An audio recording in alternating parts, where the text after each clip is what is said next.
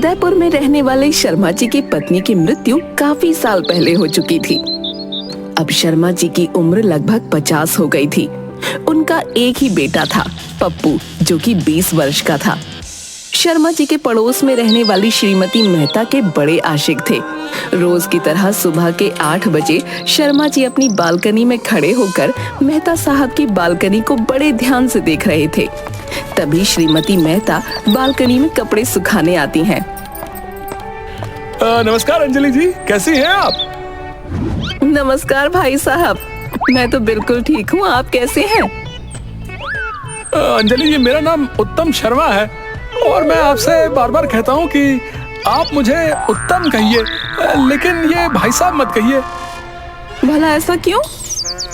आपके मुंह से ना अच्छा नहीं लगता, और जो अपनापन उत्तम में है वो भाई साहब में कहा। चलिए अब मैं चलती हूँ, अंदर मेहता जी नाश्ते का इंतजार कर रहे हैं। इंतजार तो हम भी कर रहे हैं अंजलि जी। किस चीज का इंतजार है आपको? क्या कोई आने वाला है? हमने तो कब से दरवाजा खोल के रखा है, बस आने वाले ने देर कर रखी है। कौन आने वाला है? कोई खास है क्या? कोई खास क्या, वो तो बस आप ही हैं जिसका इंतजार हम कर रहे हैं। आपकी आवाज नहीं आ रही भाई साहब, थोड़ा जोर से बोलिए। कुछ नहीं, मुझे तो आदत है खुद से बात करने की। तभी अंदर से मेहता जी आते हैं। अंजलि कहाँ हो? मुझे देर हो रही है। यही बालकनी में हूँ, अभी आई। अच्छा भाई साहब, अब मैं चलती हूँ। अंजलि जी, फिर से आपने मुझे भाई साहब कहा, ये जुल्म तो मत कीजिए ना। अंजलि मुस्कुराती हुई अंदर चली जाती है। मेहता साहब घर के अंदर। कहाँ रह गई थी? मुझे देर हो रही है। अरे कुछ नहीं, बालकनी में कपड़े डालने गई थी और रोज की तरह शर्मा जी खड़े थे। ये शर्मा ठीक आदमी नहीं है, और तुमसे जब बातें करता है तो न जाने मुझे बिल्कुल भी पसंद नहीं आता। तुम तो बस ऐसे ही शक करते हो। शक नहीं करता, सच कह रहा हूँ। दोनों बाप बेटे पूरे मोहल्ले में बदनाम हैं।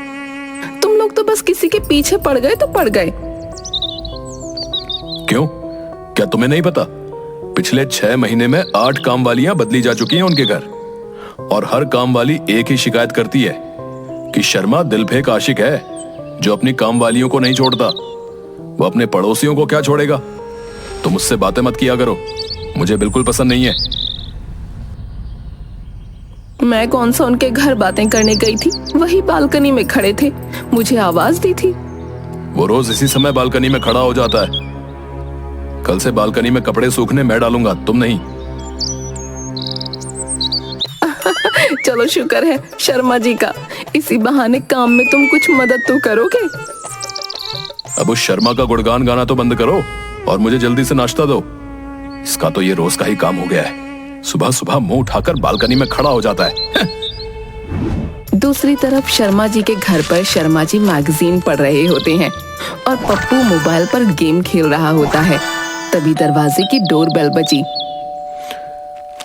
अरे जाकर दरवाजा खोल दे, कौन है? अरे आप देख रहे हैं ना, मैं गेम खेल रहा हूँ। बस ये स्टेज पार कर लूं तो अमेरिका जाने का टिकट मिल जाएगा। अमेरिका? तू गली में जाने के लायक नहीं, अमेरिका जाएगा है? डोरबेल दोबारा बजती है। शर्मा जी अपनी मैगजीन टेबल पर रखकर दरवाजा खोलने जाते हैं। अबे गधे, इस बुढ़ापे में तू मुझसे कितना काम कराएगा रे? शर्मा जी जाकर दरवाजा खोलते हैं। शर्मा जी की तरफ पीठ करके एक महिला खड़ी थी। शर्मा जी अपना चश्मा निकालकर अपनी धोती से साफ कर दोबारा लगाते हुए बोले, आंटी जी कहिए, आपको क्या काम है? दरवाजे पर खड़ी महिला शर्मा जी की तरफ मुड़ती है। महिला को देखते ही शर्मा जी का मुंह खुला का खुला रह जाता है। कमरे के भीतर से पप्पू की भी नजर महिला पर पड़ती है और पप्पू का रिएक्शन भी कुछ शर्मा जी जैसा ही होता है। क्या कहा आपने अंकल? शर्मा जी का कोई रिएक्शन नहीं आता है। अंकल जी, मैं आपसे बातें कर रही हूँ। अंकल नहीं, ऐसा ना कहें। मेरी उम्र तो आपके उम्र जितनी ही है। I am right now young. खैर कहिए आपकी मैं क्या सेवा करूं? अंकल, मेरा नाम श्री है और मैं अभी अभी आपके पड़ोस वाले घर में रहने आई हूँ। मेरे घर में रेनोवेशन का काम चल रहा है, तो क्या मैं कुछ वक्त के लिए आपके घर में रुक सकती हूँ? पप्पू फौरन भागकर श्री के पास आता है। अरे अरे आप कुछ समय के लिए क्यों, हमेशा के लिए रुक सकती हैं। आइए आइए अंदर आइए।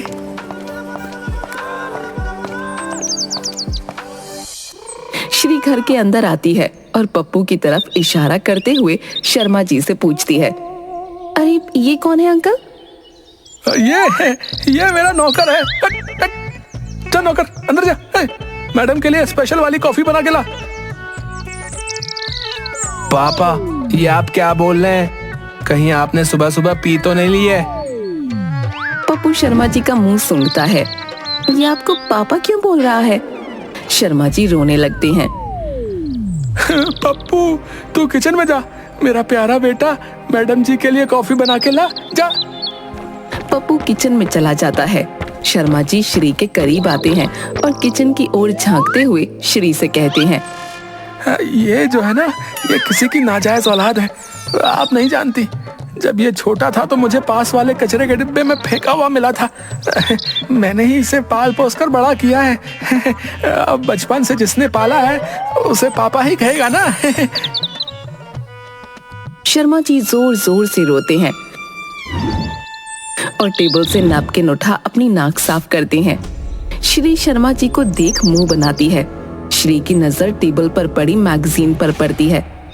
ये गंदे मैगजीन कौन पढ़ता है?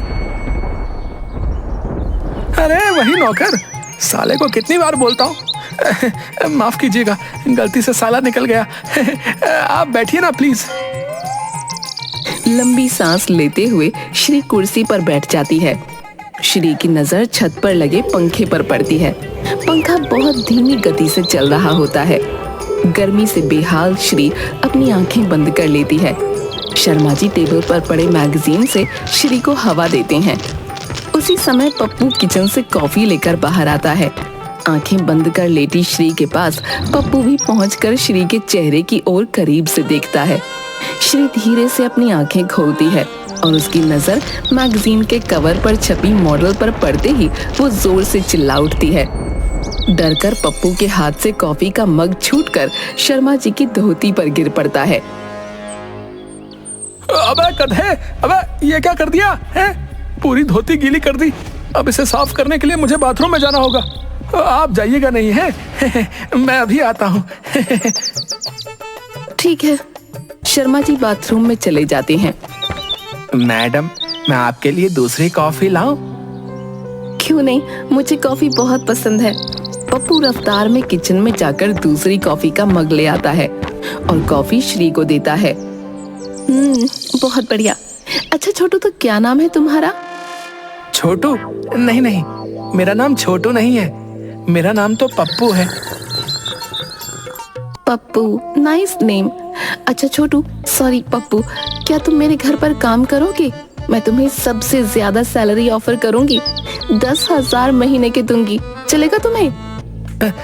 10,000 चलेगा। मेरा खड़ूस बाप तो मुझे 20 रुपए भी नहीं देता।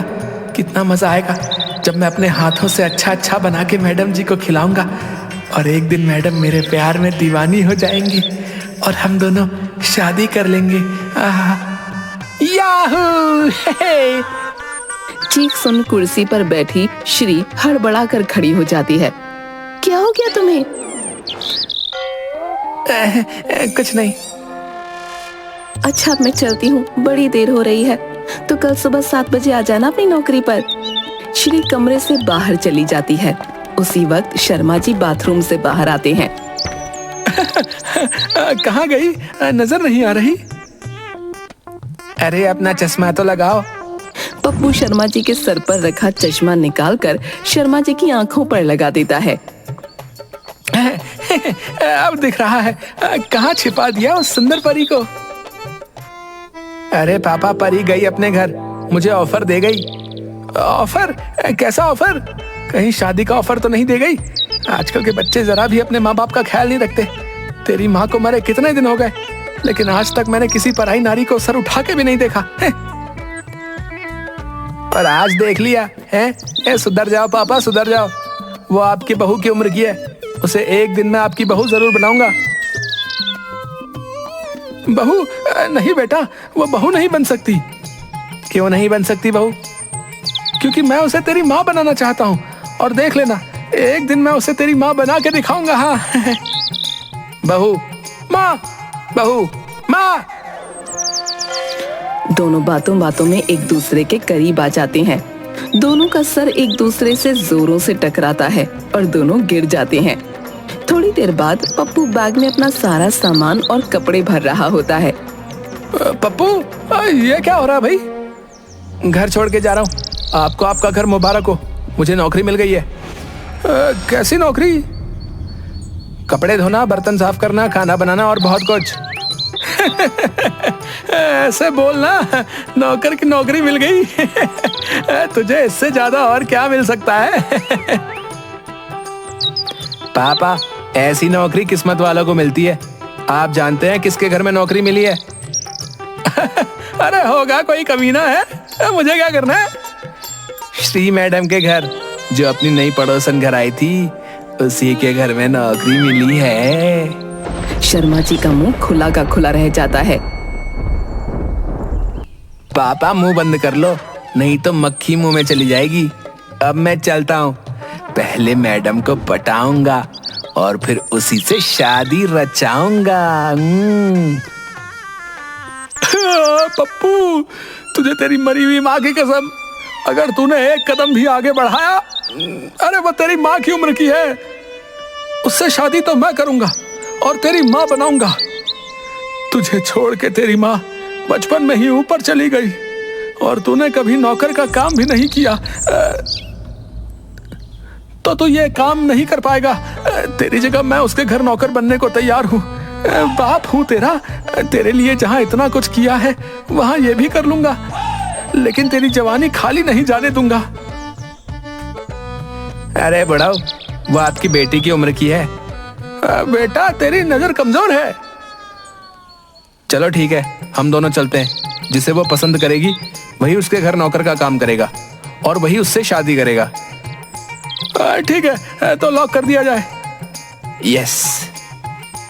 शर्मा जी जीन्स और टी शर्ट पहनकर तैयार हो जाते हैं और अपना सामान अपने बैग में भरते हैं। दोनों साथ अपना अपना बैग लेकर हीरो अंदाज में कमरे से बाहर निकलते हैं और पड़ोसन श्री के घर पहुंच जाते हैं। फ्लैट का दरवाजा खुला होता है। फ्लैट के अंदर कुछ लोग दीवारों पर कलर पेंट कर रहे होते हैं। फ्लैट के अंदर सारा सामान बिखरा पड़ा होता है। श्री आईने के सामने मेकअप कर रही होती है। पप्पू और शर्मा जी फ्लैट के मेन डोर से आवाज लगाते हैं।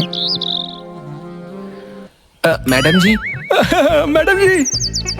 श्री मुड़कर दोनों की तरफ देखती है और उन दोनों के पास आती है। मैडम जी, आपने मुझे काम पर बुलाया था। ओह यस, लेकिन आप दोनों लोग क्यों आए हैं?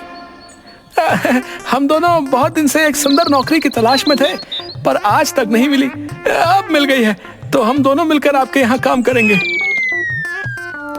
और जिसका काम आपको सबसे अच्छा लगेगा, बस उसे ही आप काम पर रख लेना।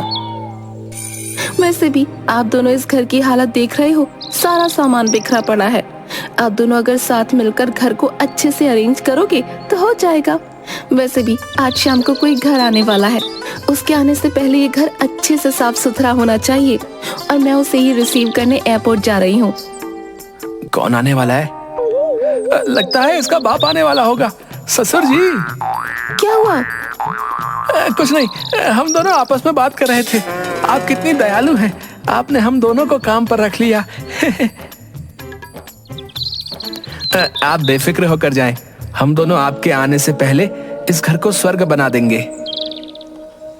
श्री पप्पू का हाथ पकड़कर thank you Pappu. Shri flat से चली जाती है और साथ ही पेंट का काम कर रहे सारे लोग भी काम खत्म करके कमरे से चले जाते हैं। श्री के फ्लैट में पप्पू और शर्मा जी अकेले रह जाते हैं। दोनों भीतर से डोर बंद कर लेते हैं। अब अपना नसीब देखो, लड़की के घर में गृह प्रवेश किए नहीं, लड़की का बाप भी आ रहा है। हम उसकी खूब सेवा करके उसे खुश कर देंगे और फिर वो मेरी शादी जल्दी श्री से कर देगा। ऐसी साफ सफाई करूंगा कि उस बुढ़े की आंखें चकाचौंध हो जाएंगी। शर्मा और पप्पू तेज रफ्तार में घर के अंदर काम करते हैं और कुछ ही पल में सारा घर साफ और सुसज्जित कर देते हैं। शर्मा और पप्पू दोनों के हाथ में झाड़ू होती है और दोनों थक कर एक दूसरे की ओर पीठ करके फर्श पर बैठ जाते हैं। पापा, अब तो मैं थक गया। कभी इतना काम तो मैंने अपने घर में भी नहीं किया। बेटा, लड़की के बाप को खुश करने के लिए न जाने क्या क्या करना पड़ता है। बस अब थोड़ी देर की बात है, उसका बाप आता ही होगा। थोड़ी ही देर में दोनों को डोरबेल की आवाज सुनाई देती है। वो दोनों तेज रफ्तार में भागकर आईने के पास जा अपने आप को संवारते हैं। दोनों एक साथ पूजा की थाली सजाकर डोर पर पहुंचते हैं और साथ में डोर खोलते हैं। सामने श्री के साथ एक नौजवान होता है। पप्पू और शर्मा जी दोनों का मुंह उन दोनों को देखकर खुला का खुला रह जाता है। माय डियर सर्वेंट्स, मिलिए मेरे लविंग हस्बैंड राहुल से। शर्मा जी और पप्पू के हाथ से पूजा की थाली फर्श पर गिर जाती है। दोनों थाल उठाने के लिए जैसे ही फर्श की तरफ झुकते हैं, दोनों का सर एक दूसरे से जोर से टकराता है। दोनों फर्श पर बेहोश होकर गिर पड़ते हैं। कुछ देर बाद दोनों को होश आता है। मैं कहाँ हूँ, इस लोक में या परलोक में? जहाँ भी हैं, बहुत ही बुरा लोक है। लगता है सर में लगी चोट ज्यादा ही गहरी है। दोनों पागल तो नहीं हो गए? तभी दरवाजे की घंटी बजती है। दरवाजा खुला है, कौन है? अंदर आ जाओ। एक खूबसूरत सी लड़की अंदर आती है। जी नमस्कार, मेरा नाम तान्या है और मैं बगल वाले घर में रहने आई हूँ। इतना सुनते ही जी नमस्कार, हम आपके पड़ोसी हैं। आपको किसी भी चीज की जरूरत हो तो बेझिझक किसी भी समय हमारे घर में आपका स्वागत है। एक सेकंड, ये मेरा घर है। आप शायद भूल गए हैं कि आपका घर पड़ोस में है। हाँ हाँ, हमें पता है, आपको बताने की जरूरत नहीं है। तुम दोनों कैसी बात कर रहे हो? क्या तुम भूल गए कि तुम मेरे घर में काम करते हो? क्या कहा? काम करते हैं? पापा चलिए यहाँ से, आजकल तो किसी की मदद करने का जमाना ही नहीं रहा। हाँ, सही कहा बेटा, किसी की मदद करो तो वो नौकरी समझ लेता है। श्री और राहुल शर्मा और पप्पू का मुंह देखते रहते हैं और वो दोनों अपनी नई पड़ोसन को लेकर वहाँ से चले जाते हैं।